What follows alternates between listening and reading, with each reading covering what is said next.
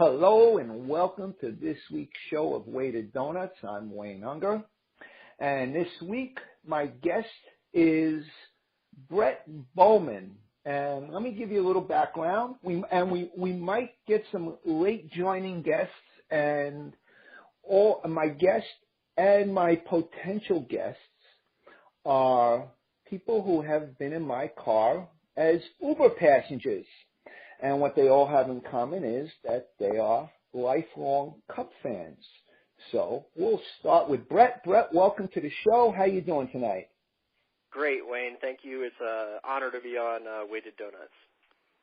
Thank you. I'm glad you came on after talking baseball with you Saturday night. This is perfect, and it's fitting that we both have our TVs on in the background, waiting for Game 5 of the Cubs National Series to start. So I'm gonna twist it around on you a little bit, okay? Alrighty. Why would the Nationals win tonight? Well, the Cubs all year long they've had an explosive offense when it comes to total runs scored for the year. But I follow them very closely, and they have run into situations throughout the season that have been pretty consistent where they run into a hot pitcher or somebody who's on that night, and they just can't get a hit, and they can't push any runs across. And I think you saw a lot of that when Strasburg was pitching last night.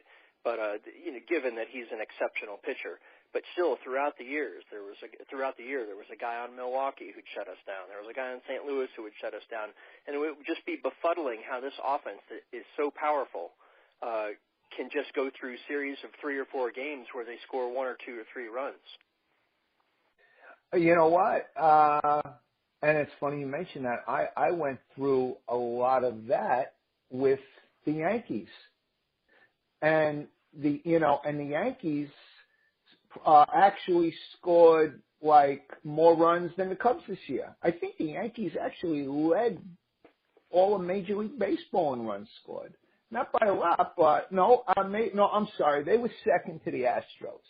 But yeah, you know what? I certainly understand that frustration.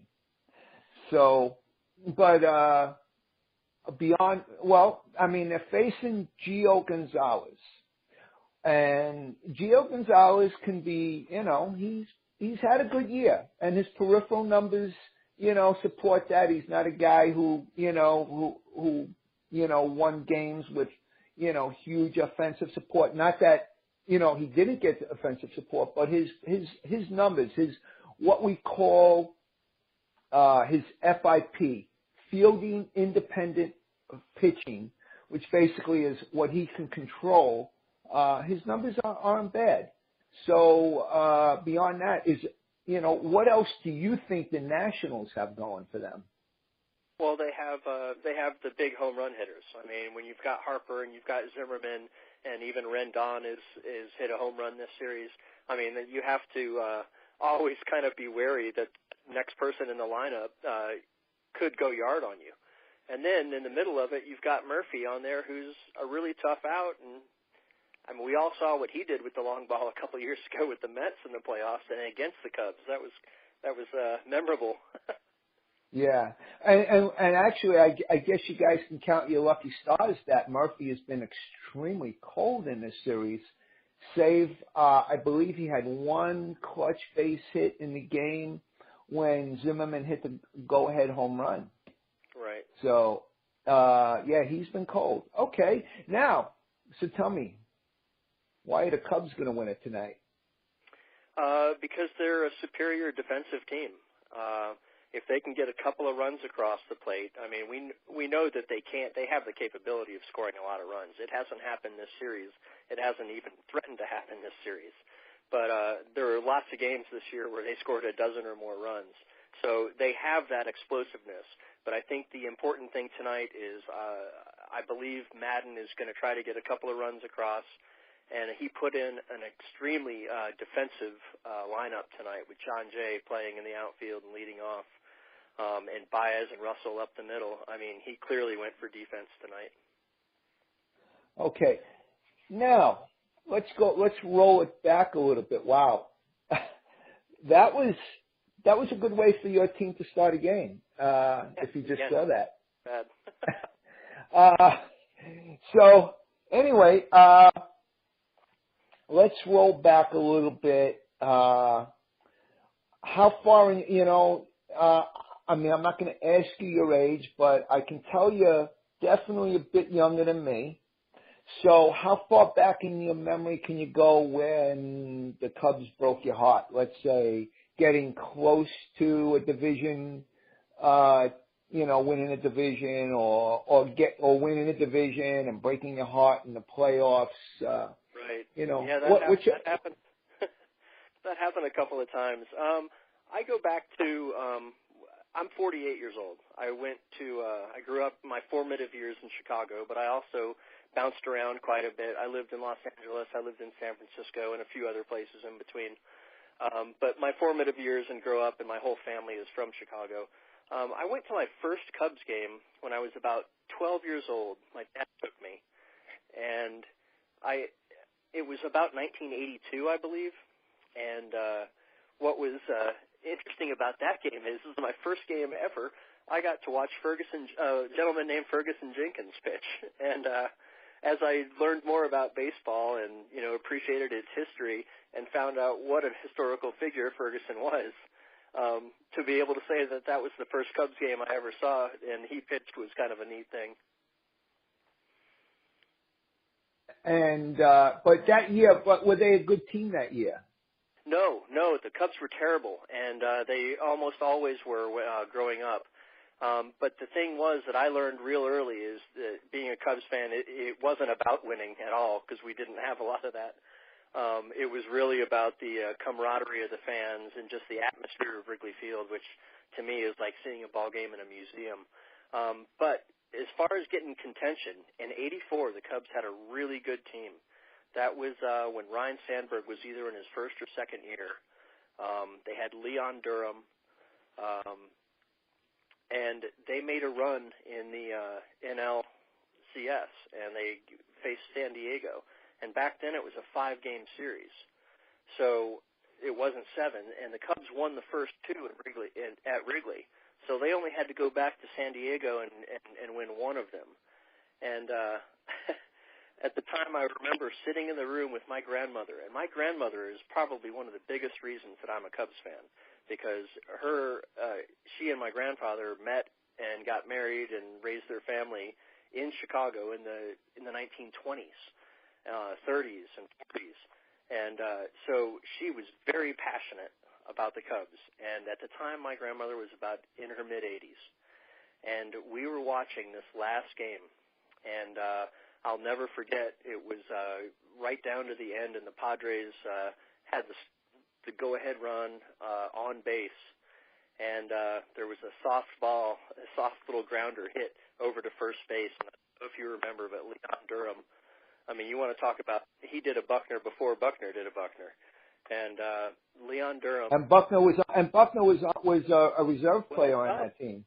Yeah, he was. Yeah, he was also a Cub. He was one of my favorites as a kid before he got traded to the Red Sox. But nevertheless, Durham booted that ball, and I remember, just feeling gut-wrenched because the game was over, the Cubs were going to lose, and I remember looking back at my grandmother sitting in her chair, and I noticed that she was crying, and it has never left me. I mean, that emotion of loving a team so much that it can move you to tears whether you win or lose. And, she never got to see the Cubs win. And I think she thought at that time that was going to be the year. Now, of course, if they had gotten to the World Series, they were going to have to face the Tigers that year. And as I remember, they were a more than 100-plus win team and almost a lock to win the World Series no matter who played them. But anyway, they were a buzzsaw. Yeah. Wow. And now that I'm looking, I pulled it up. Yeah, that Cubs team,